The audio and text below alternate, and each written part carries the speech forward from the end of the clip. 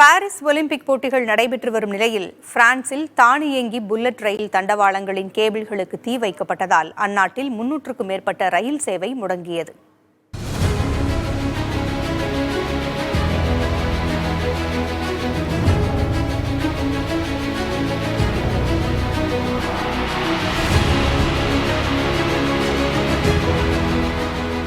பிரான்சில் அண்மையில் நடந்து முடிந்த பிரதமர் தேர்தலில் எந்த கட்சிக்கும் அறுதி பெரும்பான்மை கிடைக்காததால் பாரிஸ் ஒலிம்பிக் போட்டிகள் முடியும் வரை பிரதமர் கேப்ரியல் அட்டலே காபந்து அரசை நிர்வகிக்க வேண்டும் என அந்நாட்டு அதிபர் இமானுவேல் மேக்ரான் உத்தரவிட்டார். இதையடுத்து பிரான்சில் பல்வேறு பகுதிகளில் கலவரம் ஏற்பட்டது. இதனால் ஒலிம்பிக் போட்டிகள் பாதிக்கப்படக்கூடாது என்பதற்காக முக்கிய நகரங்கள் ராணுவ மற்றும் காவல்துறையின் கட்டுப்பாட்டில் கொண்டுவரப்பட்டது. இந்நிலையில் மேற்கு அட்லாண்டிகாவில் இருந்து பாரிஸையும் மற்ற நகரங்களையும் இணைக்கும் அதிவேக புல்லட் ரயில் தண்டவாளங்களின் கேபிள் வயர்களை அடையாளம் தெரியாத நபர்கள் தீ வைத்து சேதப்படுத்தியுள்ளனர்.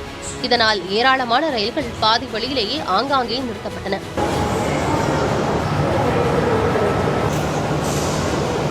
ஒலிம்பிக் விளையாட்டு வீரர்களை ஏற்றிச் சென்ற 2 ரயில்களும் நடுவழியில் நின்ற நிலையில் உடனடியாக மாற்று ஏற்பாடுகள் செய்யப்பட்டு வீரர்கள் பாதுகாப்பாக ஒலிம்பிக் கிராமத்திற்கு அழைத்துச் செல்லப்பட்டனர். பாரிஸில் இருந்து மேற்கத்திய நகரங்களை இணைக்கும் நூற்றுக்கணக்கான ரயில்கள் ரத்து செய்யப்பட்டதால் ரயில் நிலையங்களில் கூட்டம் அதிகரித்து காணப்பட்டது. ஒலிம்பிக் போட்டியை பார்க்க மேற்கத்திய மற்றும் ஐரோப்பிய நாடுகளில் இருந்து வந்திருந்த சுமார் 8 லட்சம் பேர் பாரிஸ் நகரத்திற்கு செல்ல முடியாமல் தவிக்கும் நிலை ஏற்பட்டது. ரயில் தண்டவாளத்தை சீரமைக்கும் பணிகள் போர்க்கால அடிப்படையில் நடைபெற்று வருகிறது. இருப்பினும் ரயில் சேவை சீராக சுமார் 5 நாட்கள் வரை ஆகும் என கூறப்படுகிறது.